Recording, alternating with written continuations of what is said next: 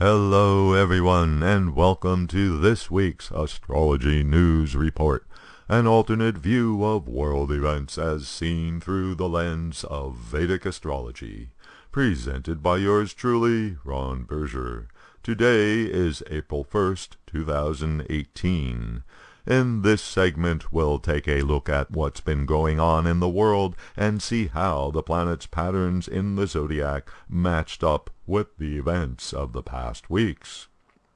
It's been a crazy few weeks in Washington, even by Washington standards. A head-spinning series of presidential decisions on national security, trade, and budget, as well as the firing of several high-level officials, has left the Capitol reeling. There have been so many conflicting stories and timelines coming out of the White House competing for our attention that the media was left breathless. So much drama. A week ago Saturday was the Students' March on Washington, the March for Our Lives protest against the nation's gun laws. The students were quite passionate and eloquent in putting out their message. Here's the astrology chart of what the planets were doing on the day of the march. Note how Mars and the Moon were directly opposite to each other. The Moon is the indicator of the public and the public's mind. Mars is the planet of action, of fight, and of anger. Also note how Venus and retrograde Mercury were together at the end of Pisces, which is the Vedic lunar sign, Ravati. Ravati's symbol is a drum, the drum that is used to call the people to the village square to make an announcement. Venus is guidance. Mercury is the communications planet, therefore messaging. But the larger question is this a turning point, or is it just another episode like Occupy Wall Street or Black Lives Matter that captures the narrative for a few weeks and then fades when something more critical demands our attention?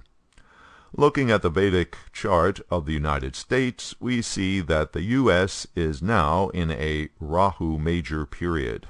Rahu is a general significator of change, of transformation.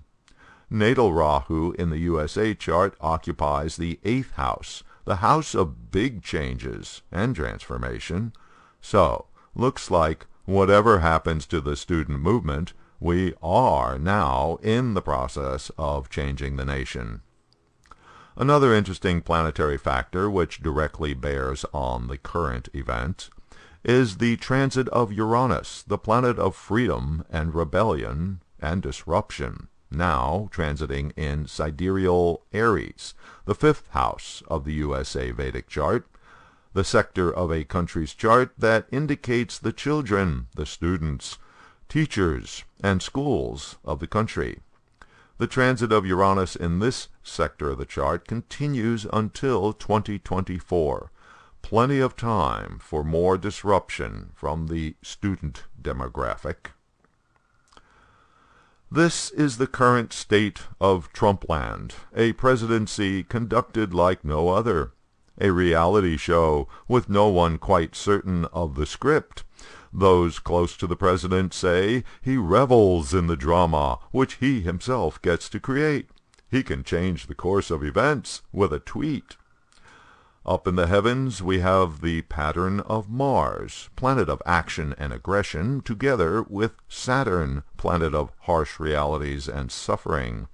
The two of them combined give the energy of punishment.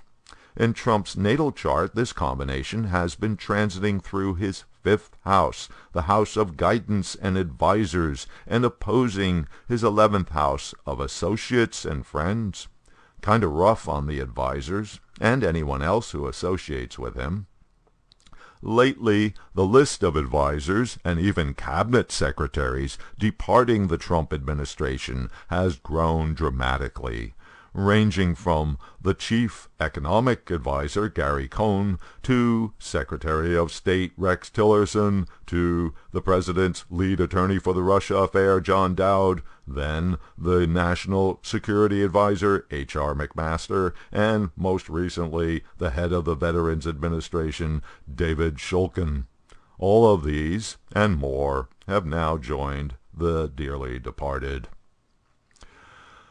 The Mars-Saturn transit pattern reaches peak energy this week when the two planets are exactly conjunct at 14 degrees Sagittarius, which happens to be in direct opposition to Mr. Trump's natal Mercury, his natal planet of rational thinking and making decisions, an indication of more unreasonable decisions coming shortly. One of the seemingly endlessly repeating news items of the Trump show has been the Stormy Daniels story, a.k.a. the president versus the porn star. Ms. Daniels' attorney keeps popping up on the news channels, keeping us informed of how the legal maneuvers are progressing, and always promising more dirt for the curious public to feast upon. Up in the zodiac, Mercury, planet of information and the media, has been retrograde, in other words, going back over the past. Thus, a preoccupation with what the president did years ago. But Mercury is retrograde, so be careful about misinterpreting this or lending it more significance than it warrants. Things did come to a sort of climax last Sunday, when Stormy Daniels laid out salacious details of her past interactions with Trump on camera in an interview for the popular show 60 Minutes. At the time of the show airing, the transiting moon, significator of the public, was exactly conjunct Trump's natal Saturn-Venus conjunction in his 12th house of loss, an indication that this event is likely to have larger implications than might have been initially apparent. Aside from the details of the current installment of this part of the Trump show, the question comes up whether this particular storyline will be of great enough consequence to take the POTUS down. Let's see what the astrology says. Mr. Trump is currently in his Jupiter Major Period. For a Leo rising chart, Jupiter rules the signs in both the 5th and 8th houses.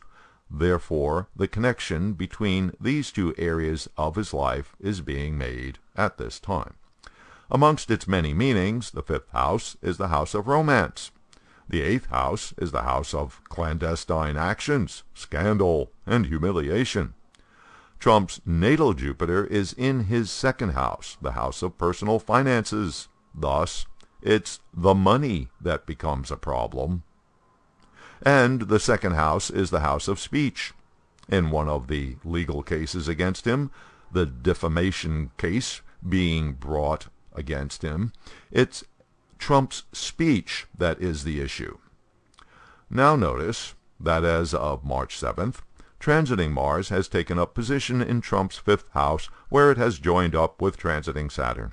That puts two first-rate malefic planets in the house of romance, and this part of his chart is activated by his current major period planet, Jupiter. Further, the 5th house is the house of guidance. Two malefics transiting here are not good for getting proper guidance, in other words, from his aides, confidants, and lawyers. Also, Jupiter, the planet of confidence and optimism, is transiting now in his 3rd house of desires and efforts, making him optimistic that his decisions will give him what he desires.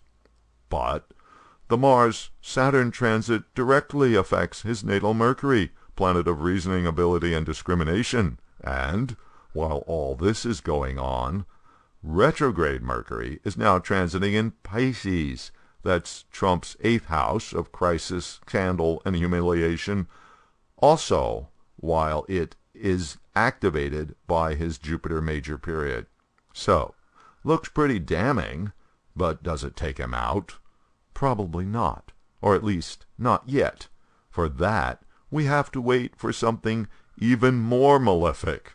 and it is coming soon. Despite Mr. Trump's efforts to make nice with Russia's President Putin, the U.S. is evidently now having its worst relationship with that country since the Cold War. Last week, 60 Russian diplomats were expelled from the United States and more expelled from 20 allied countries over the poisoning of an ex-Russian spy and his daughter living in England. The astrology chart of the USA shows what is causing the problem. Mars and Saturn are transiting in Sagittarius, the U.S. chart's ascendant sign, from where they send their malefic aspect onto the 7th house and the 7th house planets. The 7th house of a country's chart represents countries that stand opposite, which can be partners or, as in this case, the direct opponent. The signification of the 7th house being partner countries also manifests in the form of Mr. Trump's threats to dismantle NAFTA.